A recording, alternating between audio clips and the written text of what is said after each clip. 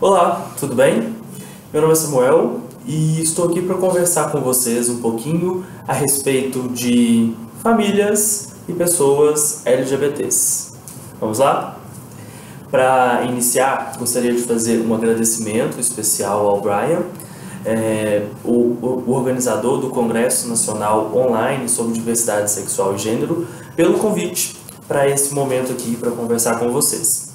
E vou me apresentar um pouquinho, contar sobre a minha trajetória, o que me traz até aqui, ok? Como eu disse, meu nome é Samuel Silva, eu sou psicólogo, analista do comportamento, palestrante e coach. Durante a minha trajetória profissional, eu trabalhei por um tempo na assistência social, fui psicólogo de CRAS, de acolhimento institucional, já fui professor de cursos técnicos de psicologia e de ética. Mas o que eu queria contar aqui mais especificamente para vocês é o meu interesse sobre a temática LGBT. Desde o início da minha graduação, em 2006, quando eu ingressei na PUC Minas, que é onde eu me formei em psicologia e também fiz especialização, desde o início eu já me interessava por entender um pouco mais sobre essas questões relacionadas à homossexualidade, a preconceito.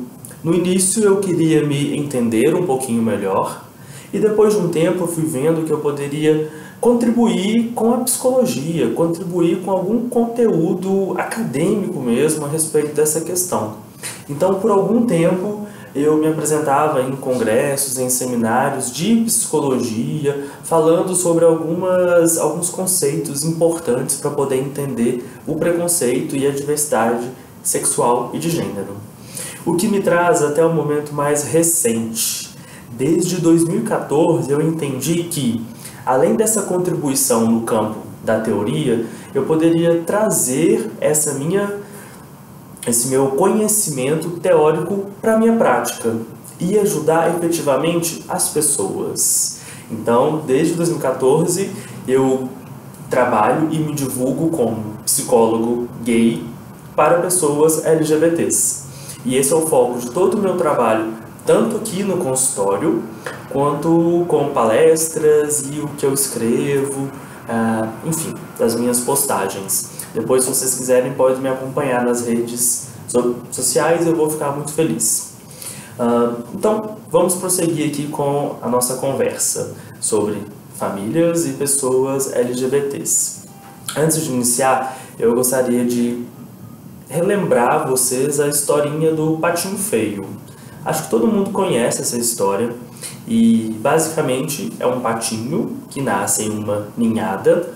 Ele é identificado tanto pela mãe quanto pelos irmãos como um patinho feio e a partir de então ele é hostilizado naquele contexto.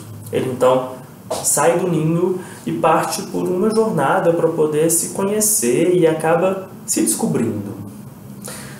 Por que eu estou contando? Por que eu estou relembrando essa historinha do patinho feio? Porque talvez ela seja uma alegoria bastante interessante para a gente entender essa relação entre famílias e os seus entes LGBTs. E para continuar então nesse debate, vamos pensar um pouco sobre o conceito de família. Que conceito é esse? O que eu estou chamando de família?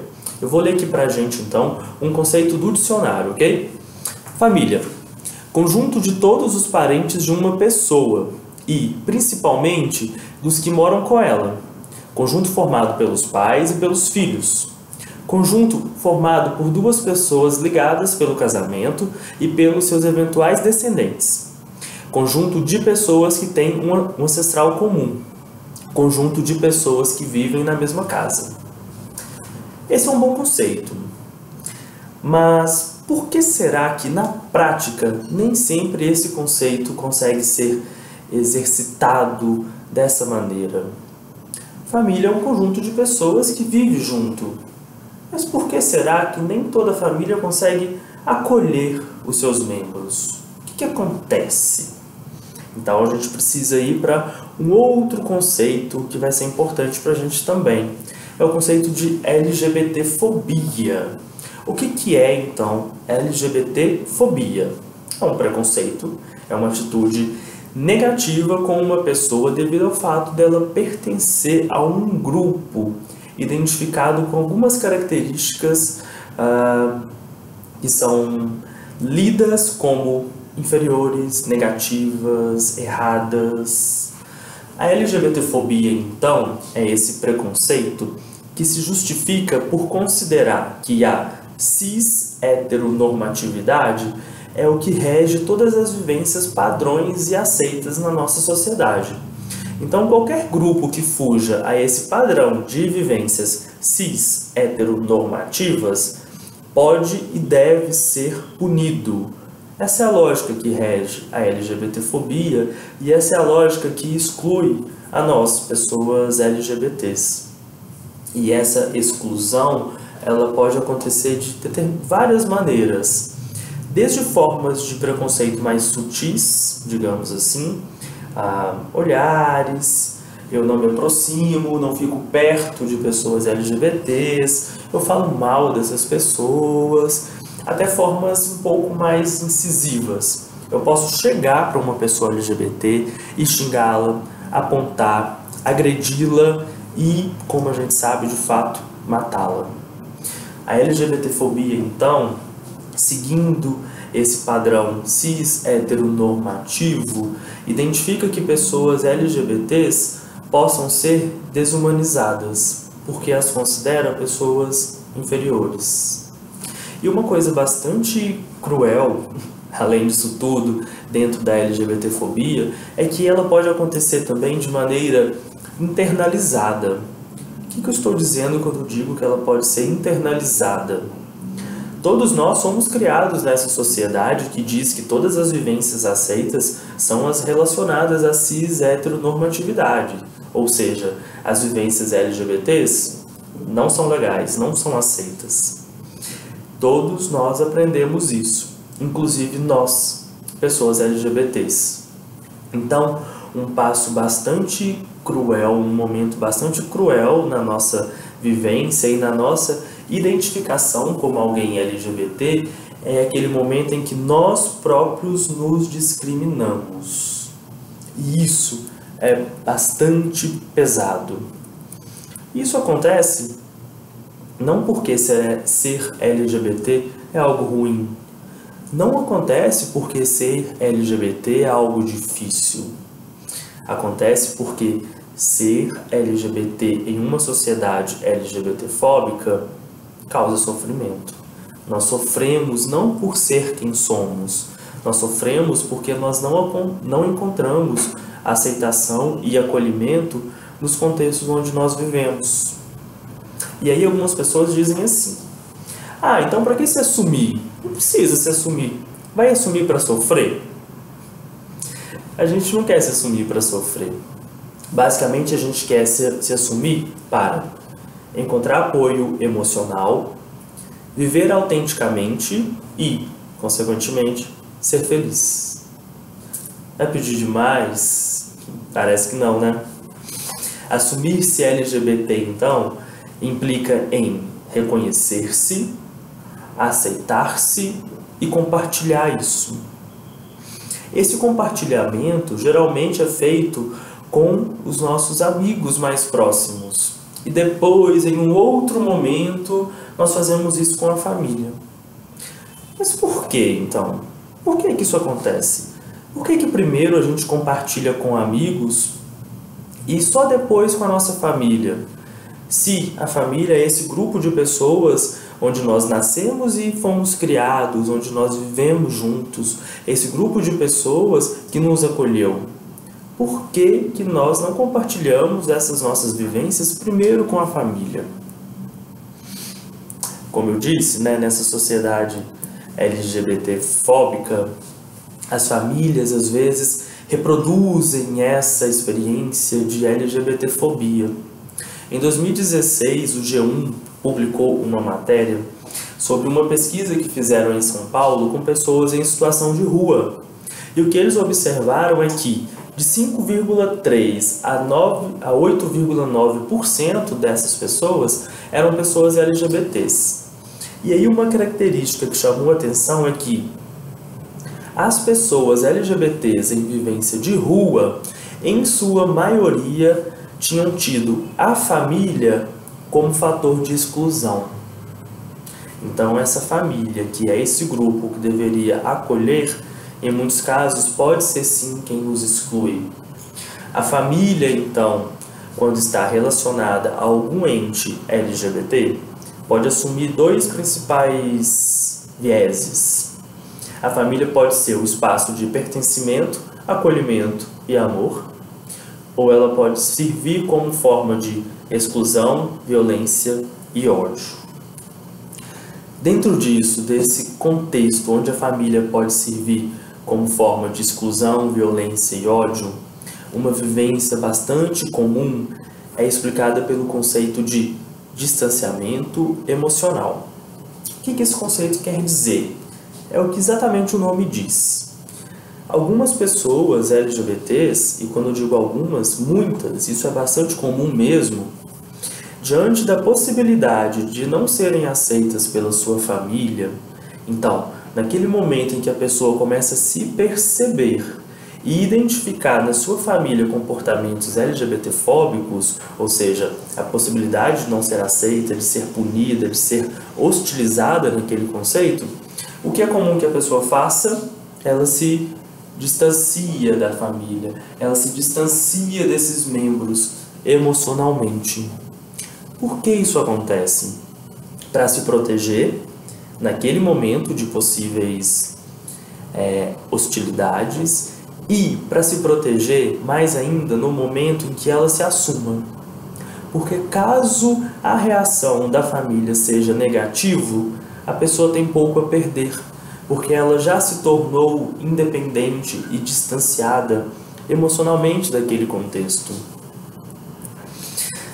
Não é algo legal, não é algo fácil, não é algo que nos faz bem, mas é algo que às vezes nos protege, porque muitas vezes a reação da família é bastante negativa e algumas possíveis consequências dessas reações mais negativas podem ser bullying LGBTfóbico, então a família passa a abusar verbalmente, fisicamente, psicologicamente dessa pessoa que se assume LGBT. Pode acontecer expulsão de casa ou exclusão das vivências desse contexto familiar, corte relacional ou decréscimo na qualidade dos laços. Então essa pessoa passa a ser vista como alguém que a gente não deve se relacionar mais, ou ela passa a ser excluída de alguns contextos. Rejeição, menor apoio por parte da família, estigmatização social e cultural. Isso pode gerar pensamentos suicidas, culpa e, claro, medo associado a essas consequências. E essas consequências são super negativas não só para a própria pessoa. A família também vivencia a negatividade disso. A própria família pode ser alvo de bullying LGBTfóbico, então, quando algum dos seus membros assume. Pode ser alvo por parte do contexto social onde eles estão inseridos.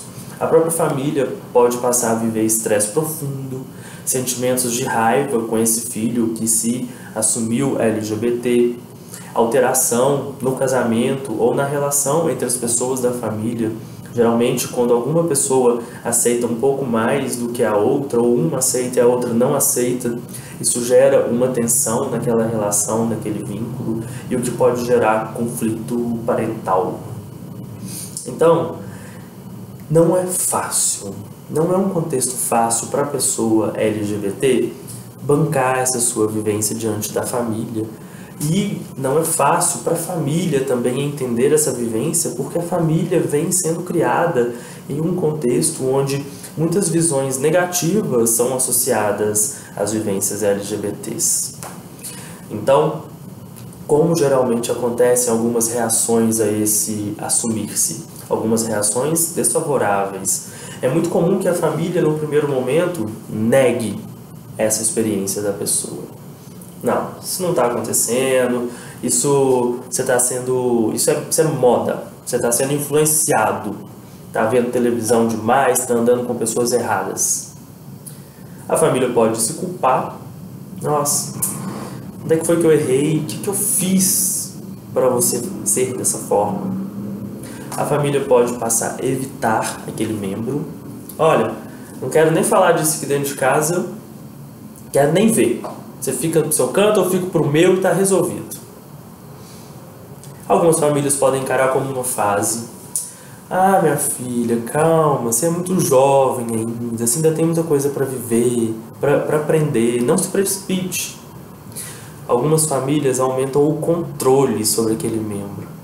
Ah, é? Quer ser viado agora? Vai ser então aqui só dentro de casa. Não vai mais sair para lugar nenhum, mal vai para a escola e eu vou te levar e vou te buscar. Quero ver se vai ser bom.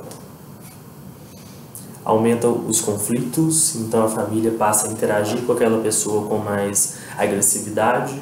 Algumas famílias de fato chegam a expulsar esse membro. Algumas famílias não aceitam então que essa pessoa se relacione.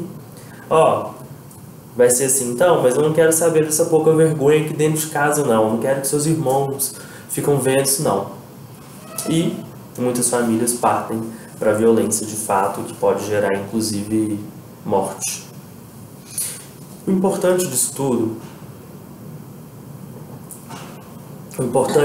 é perceber que existem processos. Nós mesmos, LGBTs, ao nos assumirmos, passamos por algumas fases que são difíceis, que são complicadas. O problema não é esse. Algumas famílias vão precisar de um tempo mesmo para poder entender melhor o que é uma vivência LGBT e de fato conseguir acolher aquela pessoa. Se for esse o caso, não é um problema. O que não pode acontecer é que esse tempo seja convertido em um tempo de sofrimento, de hostilidade, de agressão. E esse tempo também não pode durar eternamente, porque senão quando essa família perceber, pode ser que seja tarde demais para recuperar alguns laços. Mas é comum, sim, família precisar de um tempo. As famílias, nós, não somos educados para poder entender a vivência das pessoas LGBTs e aceitá-las e incluí-las dentro das nossas próprias vivências, sejamos nós LGBTs ou não. Pode ser então que a família, diante de um membro que se assuma LGBT, precise de um tempo para se reorganizar, entender e de fato acolher. E é inclusive sábio quando uma família entende isso e se permite esse tempo. Eu vou ler aqui 2 depoimentos de uma matéria do UOL de 2016, de um jovem gay e de uma jovem lésbica, falando sobre esse processo quando eles assumiram para a família, ok? O depoimento do jovem gay. 2 semanas atrás, tive uma discussão em casa e meu pai me agrediu. Disse que preferia levar um tiro a ter um filho gay. Minha mãe é evangélica e diz que isso não é coisa de Deus, que o homem nasceu para a mulher. Eu falei que não mudaria, tenho plena consciência de que nasci assim. O único jeito de mudar seria morrendo. O depoimento da jovem lésbica. Minha mãe descobriu que eu era lésbica quando pegou meu celular e viu uma troca de mensagens minhas com uma primeira namorada, aos 14 anos. Disse que meu pai, se estivesse vivo, teria muita vergonha de mim. Foi bem difícil. Acabei terminando o namoro e, aos 16 anos, saí de casa por um mês. Quando voltei, ela não tocou mais no assunto, mas com o tempo fui mostrando que era normal e apresentei minha atual namorada. Elas conversaram, choraram e ficaram amigas. Hoje em dia ela me aceita do jeito que sou. Por esses relatos a gente pode ver como que é intenso esse embate. Às vezes, diante dessa falta de apoio emocional e de aceitação da família, nós pensamos mesmo que uma possível saída seja a morte. Não precisa ser esse o caminho, não deve ser esse o caminho.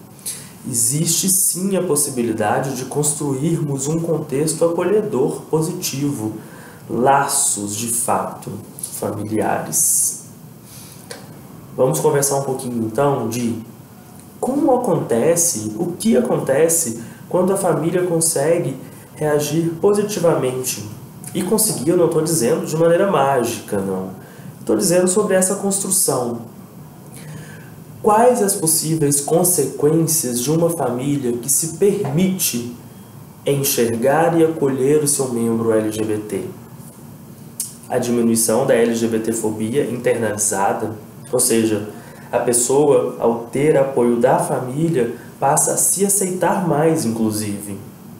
O aumento da autoestima e da autoconfiança, o maior apoio por parte da família, o fortalecimento dos laços familiares. Durante esse processo, é comum aquele distanciamento emocional e é comum que nesse distanciamento alguns laços enfraqueçam e até se rompam.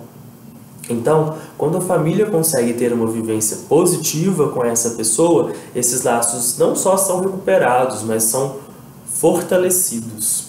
Acontece ainda uma maior proximidade, então, entre os membros dessa família, porque as relações passam a ser mais autênticas. Menor medo, aumento da coragem e maior envolvimento com atividades e direitos da comunidade LGBT. Esse é um ponto que a gente vai conversar um pouquinho mais. Então, nós conversamos sobre aquelas reações negativas ao ato de alguém se assumir LGBT. Quais podem ser, então, as reações positivas de uma família diante desse ato? O apoio, evidentemente. Então, quando a família passa a acolher e apoiar aquele membro, aquele ente na sua experiência. A diminuição dos comportamentos LGBTfóbicos. A família, então, passa a rever a sua forma de relacionar com aquela pessoa e a ter mais cuidado ao estabelecer laços com ela para que não a machuque, não a fira, de fato.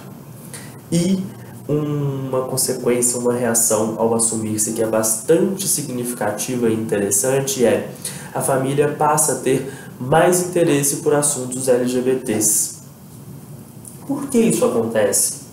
Nós já conversamos aqui que a LGBTfobia vem por aprendizados equivocados que nós temos ao longo da nossa vida, socialmente, sobre o que é ser uma pessoa LGBT, sobre as vivências LGBTs. Nós aprendemos coisas muito negativas a esse respeito. Então, quando a família passa a aceitar, acolher mais esse membro, ela passa também a se envolver, a ter interesse por assuntos LGBTs. Ela quer entender o que está acontecendo para desconstruir uma série de preconceitos e passar a ter uma vivência mais significativa, acolhedora com essa pessoa. E algo curioso é que, muitas vezes, a própria pessoa LGBT se vê um pouco acuada em se posicionar, em militar em prol de questões LGBTs. E o que acontece, então, nesse contexto, muitas vezes, é que a família passa a ser porta-voz desses direitos. A família, muitas vezes, passa a se envolver, defender e lutar para que a pessoa tenha mais direitos e possa ter uma vida mais tranquila.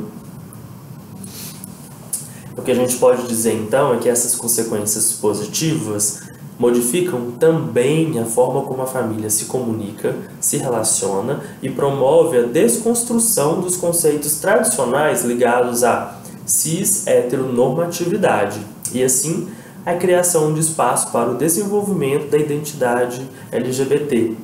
A família e a pessoa passam a entender que existem novas formas de ser família, novas formas possíveis e que incluam e aceitem com amor a maior parte das vivências possíveis. No fim das contas, o que acontece é que a família geralmente sente medo de que seu ente querido sofra.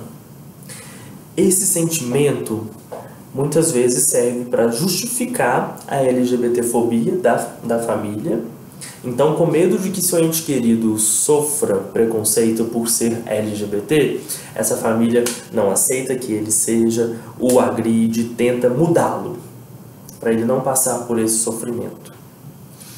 Acontece que, quando a família entende que o problema não é ser LGBT, não quer dizer que esse medo suma, mas esse medo de que a pessoa sofra é ressignificado. Se antes ele servia para tentar fazer com que a pessoa não fosse LGBT, agora a família passa a usar esse medo para poder lutar para que a pessoa tenha o direito de ser quem ela é, não só na família, como em qualquer outro espaço. A família, então, entende que ela, lado a lado com essa pessoa, vai construir uma nova vivência, não só acolhedora a nível familiar, mas acolhedora em contextos mais amplos.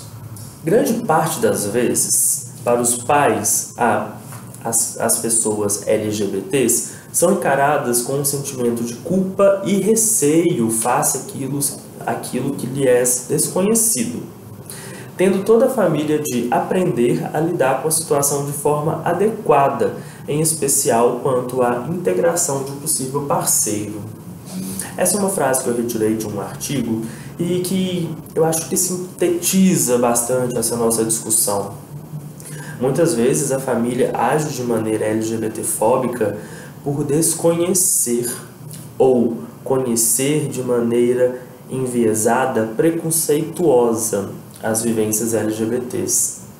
Então, diante desse membro que se assume LGBT, a família passa a aprender a ser família de fato, aprender a ser família sem o medo desse desconhecido.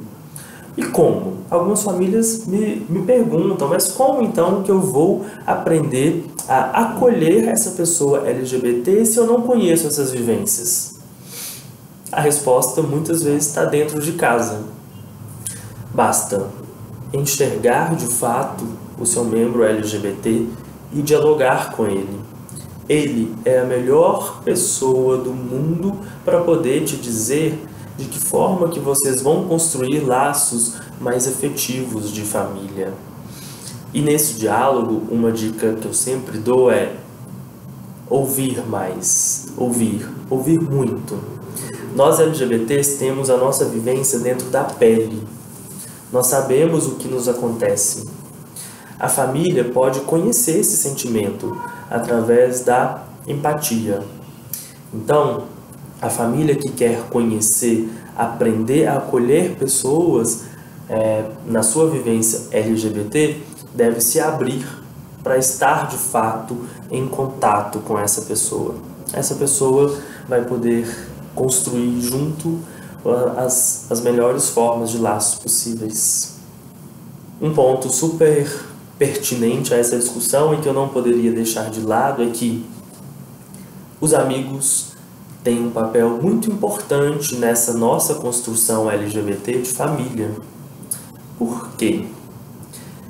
Existe uma frase bastante famosa, que diz que os amigos são a família que a gente escolhe. E para nós, pessoas LGBTs, essa é uma verdade bastante forte.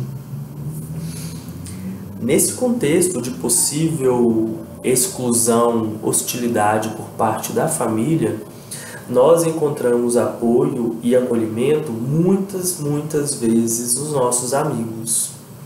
Então, falar de famílias apoiando pessoas LGBTs, eu não posso deixar de lado os amigos e falar que os nossos amigos muitas vezes são também a nossa família, são a nossa família nesse primeiro momento de aceitação, de acolhimento. Aqui nesse ponto, então, acho que nós já estamos preparados para elaborar um conceito de família mais condizente com a prática. Um conceito que não fique só na teoria, que traga elementos para que a prática da família seja uma prática de fato mais acolhedora. Vamos ler então um novo conceito de família? Conjunto de pessoas que se amam, cuidam uma das outras, se acolhem mutuamente, aceitam cada uma como são e estimulam que se sintam bem e vivam felizes. Família. Podem ter laços sanguíneos, mas o que mais conta são os laços de afeto. Por fim, então, como psicólogo, vou trazer alguns apontamentos de como a psicologia pode intervir nesse contexto. Para a própria pessoa, a psicóloga ou psicólogo, em qualquer contexto que esteja, pode ajudar acolhendo, compreendendo aquela vivência e não julgando.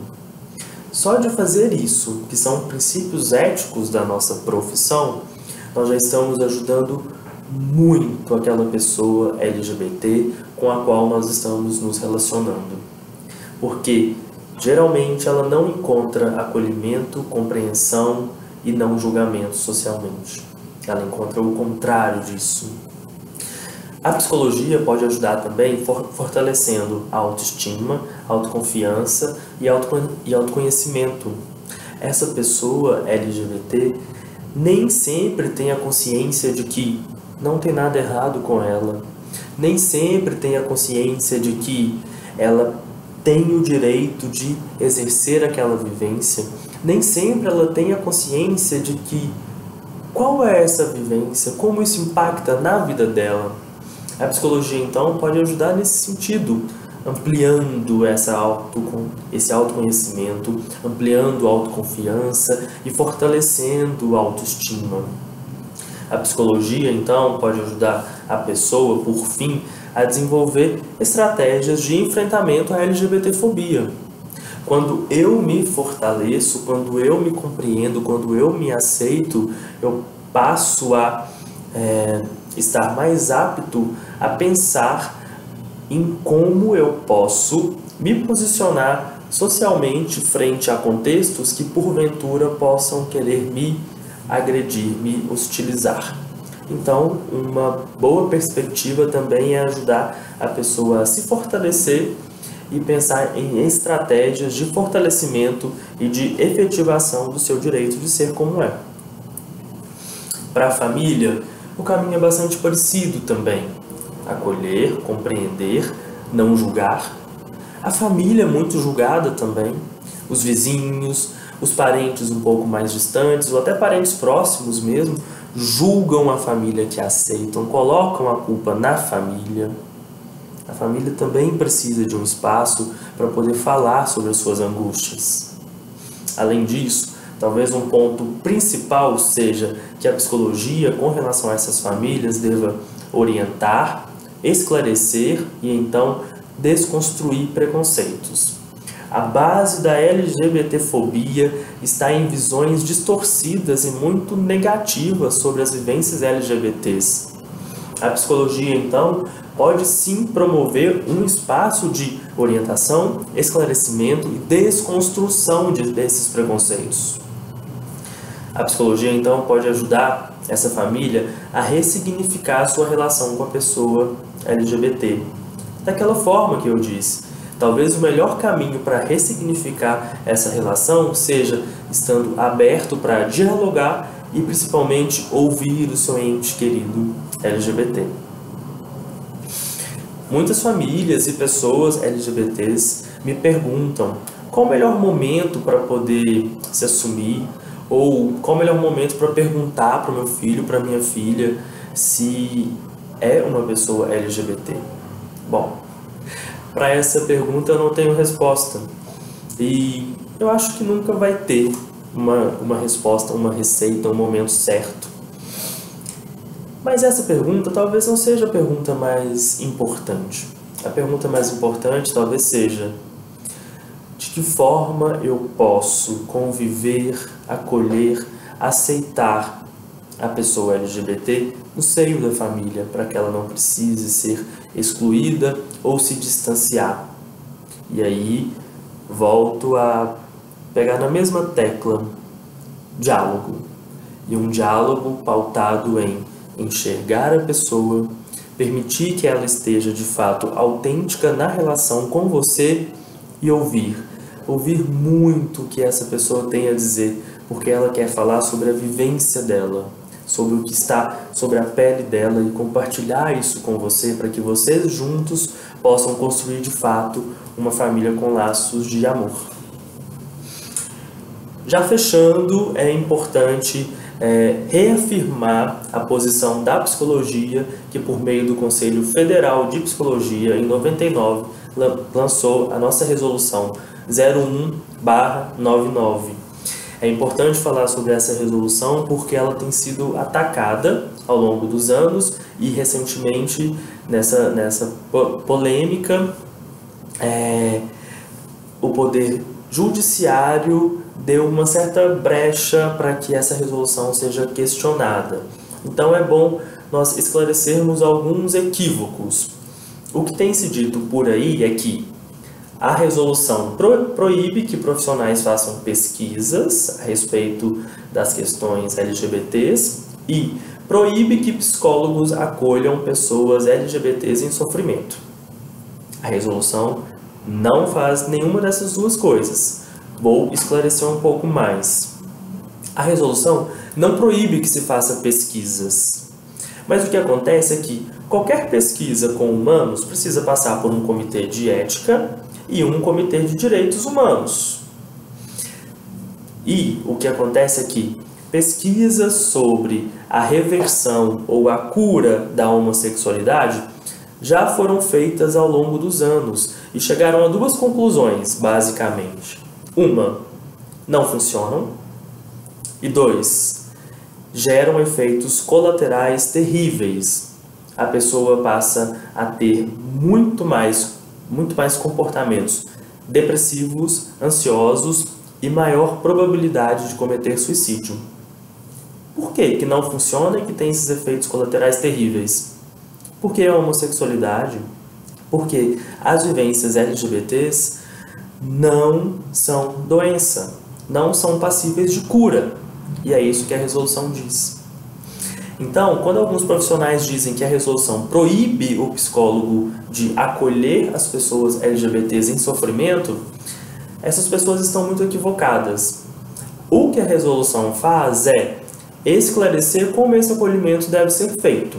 Então, quando uma pessoa chega no meu consultório sofrendo e se identifica como uma pessoa LGBT, o caminho que nós vamos seguir aqui é compreender que o sofrimento não é fruto da vivência LGBT da pessoa. A pessoa não sofre porque ela é LGBT. Isso não é causa de sofrimento. A pessoa sofre porque socialmente isso é discriminado. Porque a sociedade é LGBT-fóbica, porque a sociedade a julga, não aceita essa pessoa. Então, o psicólogo não vai ir por esse caminho de cura ou de reorientação. Não precisa mudar a orientação sexual dessa pessoa ou o gênero dessa pessoa, porque não é nada errado com ele. O que está errado é a sociedade que não aceita a vivência daquela pessoa. Então, a terapia vai funcionar para acolher aquela pessoa e ajudá-la a elaborar tanto a sua vivência quanto o enfrentamento à sociedade da melhor maneira possível. Para a gente encerrar, ano passado, se não me engano, eu vi uma propaganda chilena sobre LGBTfobia e que me chamou bastante atenção. O vídeo, que é um videozinho de 1 minuto, é basicamente assim: um rapaz chega em um vestiário e, indo pro chuveiro, outros 2 rapazes chegam e impedem ele de prosseguir. E aí ele pergunta: por que vocês não estão me deixando passar? Aí eles respondem: porque você é um viado, você é uma bichinha. E aí ele, assustado, ele pergunta: por que vocês estão me chamando assim? E aí os 2 rapazes continuam com uma postura mais agressiva e confrontadora, e atrás desse rapaz começam a aparecer aos poucos os membros da família dele, a mãe, o pai, a irmã, o irmão, e eles vão repetindo a mesma pergunta: por que vocês estão chamando ele dessa forma? Por que vocês estão xingando ele? E aí, à medida que esses membros vão aparecendo, os outros dois rapazes vão ficando um pouco assustados e saem do ambiente. e o rapaz gay pode seguir para o banheiro para tomar o banho dele. E aí no final aparece a seguinte frase: quando a família apoia, a sociedade não discrimina. Eu achei muito bacana, muito legal essa sacada de que a família nos fortalece de fato. A família é um dos principais apoios que a gente busca ao se identificar como alguém LGBT. Eu só faria uma pequena modificação nessa frase. Quando a família apoia, a sociedade muitas vezes discrimina, sim. Mas quando a família apoia, a pessoa LGBT está mais fortalecida para se posicionar socialmente. E para terminar, eu não poderia deixar de trazer aqui a minha família. Na minha família eu encontro muito apoio, muita aceitação. E quando eu estava pensando sobre essa palestra, eu conversei com a minha mãe e perguntei: mãe, me fala uma dica que você dá para famílias que ainda não aceitam os seus entes LGBTs, e me fala essa dica. Eu vou conversar com algumas famílias em uma palestra e vou encerrar com a sua frase. E aí a dica da minha mãe é a seguinte, da minha mãe Iracema. Ela falou assim: tem que falar para essas famílias que tem que aceitar sim, porque não tem nada de errado, é maravilhoso, é o que a pessoa é. E tem que aceitar, tem que tratar bem, inclusive o namorado ou a namorada. E se alguém falar mal, pode ser vizinho, pode ser da família, tem que defender, tem que brigar, tem que estar do lado da pessoa. Então, assim eu encerro a minha palestra e desejando que cada vez menos as pessoas sejam vistas como patinhos feios. Cada vez menos as pessoas precisem sair da sua família para trilhar um caminho de autoconhecimento e de aceitação. Eu espero que cada um possa encontrar na sua família esse caminho. Porque eu acredito que todos nós devemos ser a cor que a nossa vida precisa. Muito obrigado a todas e todos que me acompanharam até aqui e a gente se vê em breve. Um abraço.